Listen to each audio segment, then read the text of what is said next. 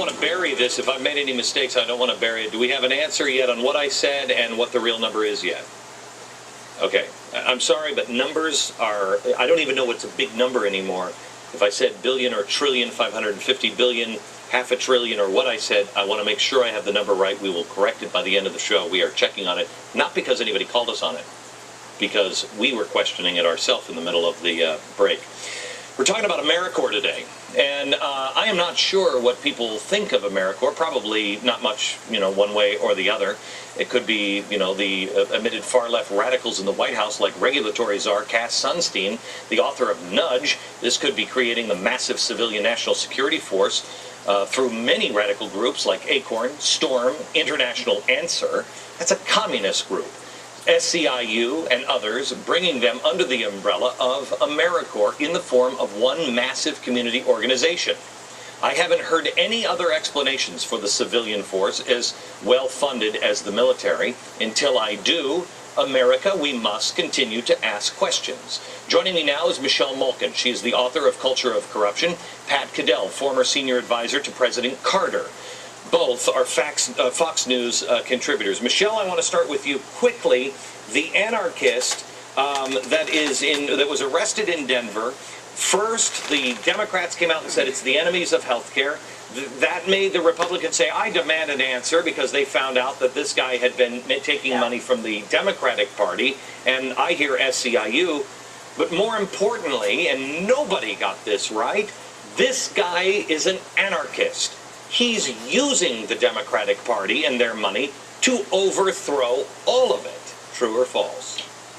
I think that's largely true, Glenn, and the fact is that it is anarchist groups on the internet that raised his $5,000 bail, and it's quite extraordinary that such a young guy with his flannel shirt-clad brigade was able to raise that money so quickly.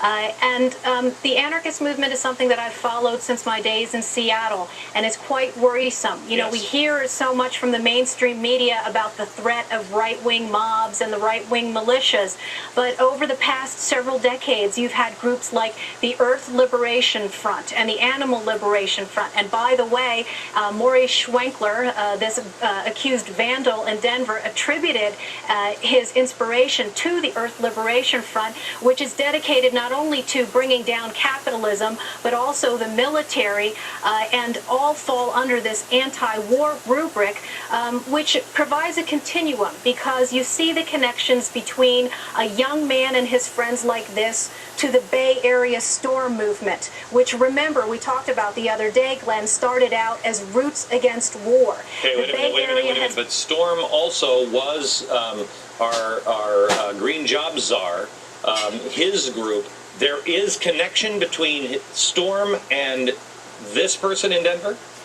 What I'm saying is that there is a continuum here, that all of these groups share common goals of bringing down the military and engaging in, and you see these same phrases over and over again in the book that we talked about, in the propaganda on the internet about quote-unquote direct actions and quote-unquote black bloc activities. Okay, listen, America First, you have to understand, it's not right or left. It's not Republican and Democrat here. Anarchist, people that don't like the Constitution or our federal government in any way, shape, or form on both sides. The extremes are the real danger here.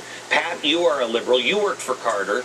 I said in 2004, I warned the Democrats when they put Michael Moore in that box next to Jimmy Carter. I said, you don't understand. This guy is a radical socialist Marxist. And he and people like him are using you, not the other way around.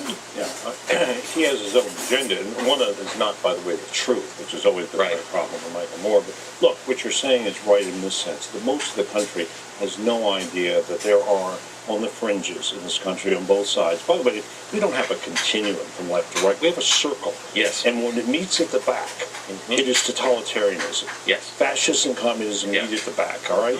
And you have people who are, frankly, a little crazy. And what happens is when you overheat the environment, when politics, when both parties are going after their bases and everything the other side does is evil, you intensify that. Well, the people out on the extremes in the hothouse who are susceptible to real yellow fever in a bad way, they become even more See, afraid. this is the part, and I want to come back to this. When we come back, I have to show you some video, and we have so much more to talk about. But when we come back, I think this is the point that everybody is missing.